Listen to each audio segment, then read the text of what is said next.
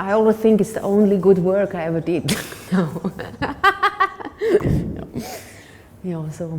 Is that right? Yes. She's well acquainted with the touch of the velvet hand, like a lizard on a window pane. In that time I didn't think of being an artist.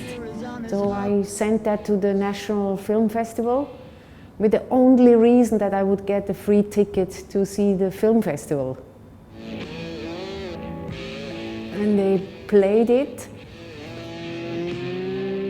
And half of the sound was on audio 1, and then the rest was on audio 2. But they only plugged in the audio 1, so in the middle of the piece, in the room. And I got up and I made the sound myself. They reacted very emotional. They said, you touched me extremely, or something. And that was the moment the Swiss experimental film scene realized me. But I was still very far away from fine art or something. It was more experimental film. It was before MTV in a way. It was just the same years then MTV came, so it was not. There was no distribution except film festivals. I got so many reactions to that video, so how can I have my personal relation to that work anymore? For me, the memory of this work lives from the hundreds of reactions I got. They said that they absolutely saw themselves in it. And that's, of course, what I expect of artwork, the complete identification of the spectator. That's like a good music piece, that you cannot distinguish anymore between you and the piece when you hear it.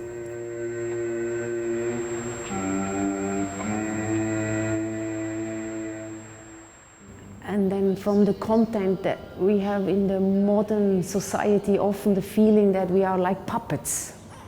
We think of the last 3 months and we think we were not the guides ourselves. We were like on strings, and then we ask, who the hell was it to dirigere us? So if that piece helps somebody to think, do I really be forced to move like this, or could I do it differently? If that gives some step outside and you consider your situation, your next steps, so then I think the work has a Berechtigung, reason for being there. I'm quite heavy to other works when I look any cultural expressions. I ask, does it have a reason to be? And it has more levels in it. Of course, it's also this exorcistic part that we are very good in turning us down.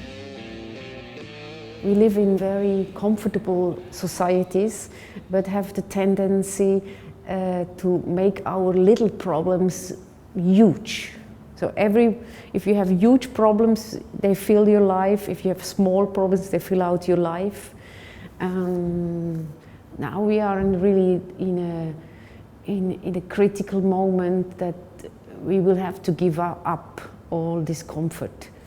And if that video helps us to push us up, not always thinking of what we lack, but what we have.